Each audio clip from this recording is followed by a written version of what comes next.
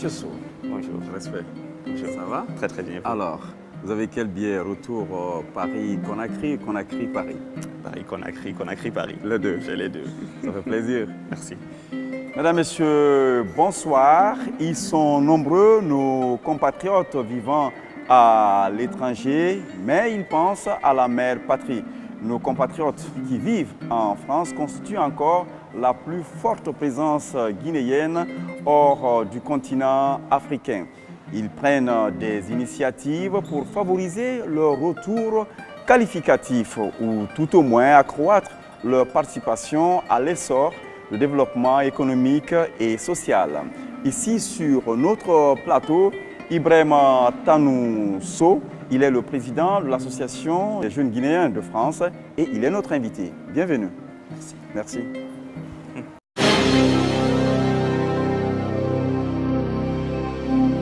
Merci de nous accepter chez vous. Notre invité est actuaire, il prévoit l'imprévisible et il est à la tête d'une association guinéenne, de jeunes Guinéens donc en France, à Paris. Il réside à Paris, Tanou, n'est-ce pas? C'est ça, effectivement. Je suis président de l'Association des jeunes Guinéens de France qui est donc implantée à Paris. Et à côté de ça, j'ai une activité professionnelle et j'exerce un métier d'actuaire dans un cabinet d'audit et de conseil. Ça, c'est ma première casquette. Et j'ai une deuxième casquette d'auditeur financier qui consiste à valider les comptes des entreprises dans la même société dans laquelle je travaille. Okay. Beaucoup donc de prévisions, d'analyses à faire, de projections aussi à faire. Et là, vous œuvrez pour favoriser le retour des jeunes Guinéens vivant en France vers leur pays. Et ça marche comment? Alors ça, c'est l'un des projets que nous avons. Nous organisons donc bientôt un salon de l'emploi et de l'entrepreneuriat guinéen à Paris. Il s'agit d'organiser un salon, donc un forum, une plateforme autour de laquelle les entreprises guinéennes vont faire le déplacement à Paris et vont rencontrer les candidats soit qualifiés, soit les jeunes diplômés ou même les étudiants, pour leur proposer des possibilités de retour au pays dans le cadre d'un emploi. Le salon, c'est aussi de l'entrepreneuriat.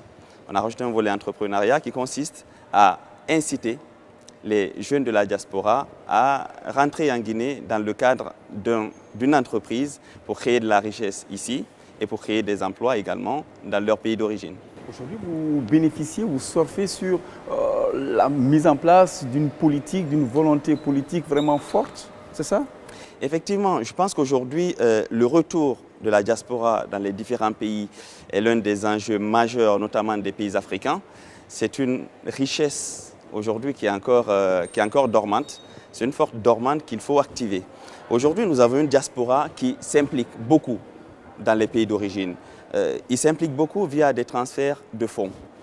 Aujourd'hui, il n'y a pas une personne de la diaspora qui n'aide pas sa famille au pays via un transfert mensuel d'une certaine somme, plus ou moins élevée, pour subvenir aux besoins de la famille ici. Nous voulons, au-delà de ce transfert d'argent-là, qui est un véritable transfert de compétences. Aujourd'hui, nous avons constaté qu'il y a beaucoup de jeunes de la diaspora ou même de personnes en général de la diaspora, j'en connais beaucoup en France, qui ont beaucoup de compétences et qui exercent dans des sociétés à des niveaux de responsabilité assez élevés et qui aujourd'hui ne souhaitent qu'une chose, c'est qu'il y ait un dispositif de retour au pays pour qu'ils puissent revenir et mettre ces compétences-là qu'ils ont acquis ailleurs. Ils aussi s'impliquent quand même. Il faut qu'ils s'impliquent aussi. Il ne faut pas attendre qu'on leur aménage tout l'espace avant de débarquer. Exactement. C'est leur pays. Tout à fait. Vous savez, il y a beaucoup de gens qui reviennent déjà. Il y a beaucoup de gens qui reviennent déjà, mais la question du retour, c'est une question complexe. C'est une question qu'on se pose, tout comme la question du départ. Lorsqu'on part, par exemple, moi je suis parti pour faire des études. C'était en 2004. Je suis allé pour faire mes études supérieures là-bas. Et la question qu'on se pose à ce moment-là, c'est qu'on va partir du pays, partir ou ne pas partir. Alors moi, à l'époque, j'ai décidé de partir pour voir autre chose et pour renforcer également ma formation académique. À un certain moment, lorsqu'on finit ses études, on se pose aussi la question du retour. On revient ou on ne revient pas? Et là, personnellement, moi, j'ai décidé de rester encore un petit peu pour pouvoir renforcer mes compétences et avoir une expérience internationale.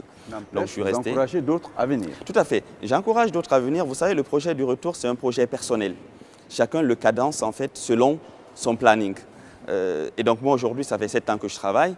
Je planifie de plus en plus un retour ici progressif. Et il y a beaucoup de gens qui sont dans cette dynamique-là. Et les gens de la diaspora, ils travaillent. Ils y travaillent. Votre question, c'était pourquoi ils ne s'y mettent pas. Et j'ai envie de vous dire qu'ils s'y mettent, mais il faut que, et de l'intérieur et de l'extérieur, qu'il y ait cette volonté-là de rassemblement de la Guinée.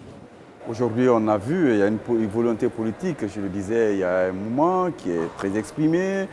Déjà, l'exemple vient d'en haut. La Guinée a la chance aujourd'hui d'être dirigée par un de nos compatriotes qui a longtemps été, surtout en France. On voit l'apport. Quelles sont les chances que vous miroitez à ceux qui sont là-bas et qui hésitent à venir? Ce que je leur dis, en fait, on ne miroite pas, on leur dit la réalité. Aujourd'hui, l'Afrique est le continent d'avenir. Aujourd'hui, la Guinée, c'est un pays à fort potentiel. Le potentiel guinéen est incommensurable et aujourd'hui, ce qu'on dit à ces jeunes-là, à ces gens de la diaspora, c'est que ce qu'ils peuvent faire en Guinée, ce qu'ils peuvent entreprendre en Guinée, ils ne peuvent pas l'entreprendre ailleurs. Ils sont ici dans leur pays, ils ont une expérience internationale et ici, ils peuvent se construire, ils peuvent construire une entreprise, ils peuvent aussi rejoindre une entreprise qui existe déjà et participer à son développement. Ce qu'on leur dit, c'est qu'en Afrique, l'Afrique, c'est la terre des potentialités et tout le monde aujourd'hui a envie de venir s'implanter ici pour valoriser ce potentiel africain. Et ce qu'on leur dit, c'est que nous, Africains, nous, Guinéens, nous devons être le premier sur cet aspect-là et c'est nous, avec les compétences que nous avons, avec le peu de richesse que nous avons, nous devons venir nous-mêmes créer notre entreprise ici, travailler ici pour participer en même temps au développement de ce pays et nous épanouir par la même occasion. Le Salon de Paris sera sa deuxième édition. La première édition il y a eu lieu il y a au moins 4 années de cela. Aujourd'hui, est-ce qu'il y a des exemples que vous pouvez montrer, des gens à travers lesquels les réussites ici en Guinée peuvent vous permettre vraiment de recruter ou bien d'encourager d'autres à revenir? Tout à fait. Vous savez, le Salon 2012 a été un salon à grand succès. On a eu une trentaine d'entreprises qui ont fait le déplacement à Paris. On a eu à Paris environ 1500 visiteurs. Nous avons enregistré sur une journée à peu près 600 entretiens qui sont passés entre les candidats et les entreprises. Et nous avons mené une enquête 3 semaines après le salon. Nous avons constaté qu'à 3 semaines du salon, il y avait déjà 60 contrats qui avaient été signés ou qui étaient quasi finalisés. Ça fait à peu près 10% du nombre d'entretiens. C'est quelque chose d'assez encourageant. Donc ce qu'on leur dit, c'est ça, c'est que les entreprises guinéennes ont besoin de compétences. Souvent, elles vont chercher ces compétences-là dans la sous-région. Alors que nous avons dans cette diaspora-là des Guinéens qui ont ces mêmes compétences. Pourquoi ne pas les mettre en lien avec ces entreprises? Et donc, c'est tout l'objectif de ce salon, c'est permettre à ces entreprises-là de répondre à leurs besoins. Aujourd'hui, est-ce qu'il ne se pose pas aussi un problème de décalage culturel, ce qui fait que souvent l'insertion peut se rendre un peu compliquée au départ et qu'on mette ça sur le compte des problèmes administratifs ou politiques, voire même des risques élevés à prendre? Ce qui se passe en fait, c'est que lorsqu'on revient, il y a quelqu'un qui est rentré il n'y a pas longtemps qui me disait que la démarche qu'on fait, l'intégration qu'on fait lorsqu'on va en France, c'est la même réintégration qu'on fait après quelques années en France lorsqu'on revient en Guinée. Effectivement, lorsqu'on part, on s'habitue à un certain environnement. On s'habitue à certaines choses qui ici sont forcément différentes. Donc quand on revient, on est confronté à certaines difficultés effectivement, mais le fait qu'on soit guinéen, ceci aidant, on se réintègre beaucoup plus facilement et beaucoup plus aisément dans cet environnement qu'on connaît. Et ce que je conseille aussi... Vous remarquez que les mentalités ont changé, les Guinéens de l'intérieur sont beaucoup plus réceptifs à la diaspora quand même qu'avant. Bien sûr, les choses changent. Vous savez, la Guinée bouge, la Guinée ne bouge peut-être pas comme on le veut, mais les choses changent et la mentalité des Guinéens change. Il y a encore un chemin à parcourir, mais nous sommes sur une bonne lancée. On vous souhaite un excellent salon pour la deuxième édition. Merci. Autre chose, c'est les associations vivant en France participent à travers des projets au développement social du pays. Votre club, association, donc, a à son actif pas mal de projets dans le cadre de la santé et de l'éducation. Tout à fait. On a beaucoup d'actions en Guinée. C'est une association qui existe donc depuis 20 ans à peu près et qui a fait ses preuves. Ces preuves nous ont d'ailleurs valu, il y a 2 semaines, d'être primés au Canada comme meilleure association guinéenne de la diaspora. Cela s'explique par plusieurs actions qu'on fait ici en Guinée.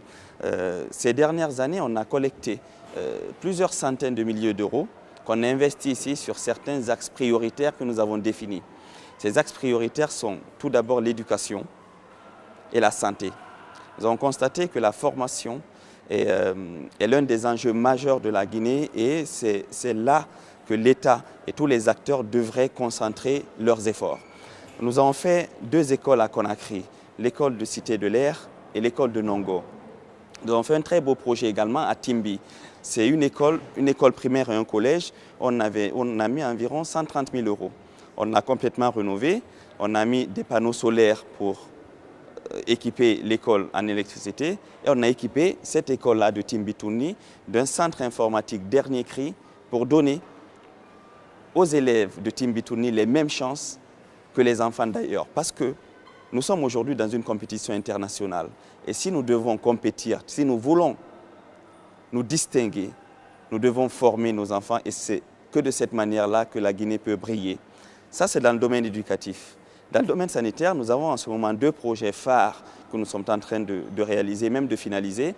Le premier, c'est à Koundou, c'est à Guékédou, où nous sommes en train de faire un centre de santé là-bas. Et l'autre, c'est à Sansando. Sansando, c'est à Kankan. Donc aujourd'hui, nous avons des projets qui couvrent toute l'étendue du territoire national. Dernier projet intéressant que vous avez réussi à présenter pendant ce séjour ici à Conakry, c'est le projet « Ma Guinée n'est pas une poubelle » que Miss Guinée France porte. Pourquoi les Guinéens de l'étranger, la dernière fois, nous avons reçu un de nos compatriotes vivant au Canada, cette fois-ci c'est vous en France. Pourquoi nos compatriotes sont aussi préoccupés par les problèmes d'assainissement à Conakry? Vous savez, l'assainissement, c'est la base de la santé. L'assainissement, c'est aussi l'amélioration du cadre de vie. Et c'est ce cadre de vie qui participe à l'épanouissement de tout être. Le constat qu'on fait aujourd'hui à Conakry, c'est qu'effectivement, on rencontre des dépotoirs partout et la gestion des ordures n'est pas tout à fait efficace et efficiente. C'est ce constat que les gens de la diaspora ont fait effectivement. Ce n'est pas que les gens de la diaspora, même en Guinée, il y a beaucoup d'initiatives locales qui vont dans ce sens-là, dans la lutte contre l'insalubrité de la Guinée. Donc nous portons ce projet-là. Nous le portons dans le cadre du projet de Miss Guinée France. Miss Guinée France étant lui-même un projet que nous portons, c'est aujourd'hui l'un des plus grands événements, ou même le plus grand événement culturel guinéen à l'étranger. On se demande, vu que vous ne résidez pas là, c'est juste peut-être une campagne d'une semaine, comment est-ce qu'ils peuvent réussir à faire passer et le message et à concrétiser le contenu du message, soit la Guinée n'est pas une poubelle. La Guinée n'est pas une poubelle, c'est un projet ambitieux. Effectivement, on a identifié plusieurs points sur lesquels nous pouvons intervenir. On a vu beaucoup de mesures ici, ou même de mesurettes populistes qui n'ont pas apporté de solution. On s'attaque à ce problème-là à plusieurs niveaux. Le premier niveau, c'est la sensibilisation. C'est vrai qu'il y a eu beaucoup de sensibilisation. Vous me direz, c'est peut-être encore une sensibilisation de plus, mais on n'a jamais... La sensibilisation est sensible. Mais c'est un point essentiel. Si nous voulons que notre capitale soit propre, que notre Guinée soit propre, il faut effectivement que la population s'implique et cette implication passera par une vulgarisation et par une sensibilisation de la population. L'autre volet auquel nous comptons nous attaquer, c'est du point de vue institutionnel. Le problème aujourd'hui de l'insalubrité en Guinée, il y a également un problème de gouvernance et de coordination. Aujourd'hui, on a du mal, nous, à identifier effectivement quel est l'interlocuteur à qui il faut s'adresser pour gérer cette problématique-là. Il y a plusieurs personnes qui s'en occupent à des niveaux assez différents. Donc ce que nous souhaitons, c'est également faire cette demande-là à l'État pour réorganiser, pour coordonner cela. Le problème de gouvernance, il est à ce niveau-là. Après, il y a également un problème de financement. Quand on parle d'assainissement, on demande les gros moyens. Aujourd'hui, à Conakry, on produit à peu près 1200 tonnes d'ordures par jour. Pour faire le ramassage de ces 1200 tonnes d'ordures, il faut environ 50 millions par jour de carburant pour les bennes qui vont passer faire ce ramassage-là. Ensuite, il y a le problème d'infrastructure. Aujourd'hui, il manque de dépotoirs pour traiter les déchets solides et les déchets liquides. Vous vous rendez bien compte que c'est un projet à long terme. On est là aujourd'hui, Miss Guinée France est là pour lancer. Quelle est la réponse concrète que vous apportez à cette problématique? La réponse concrète qu'on apporte, c'est premièrement la sensibilisation, deuxièmement une concertation qu'on va faire ici en Guinée dans les prochains jours pour proposer à l'État des pistes de solutions. Et c'est à partir de ces pistes de solutions-là qu'on va bâtir la suite de ce projet-là, qui est un projet à long terme. Monsieur Tanousou, merci d'avoir répondu à nos questions. Merci beaucoup de m'avoir invité.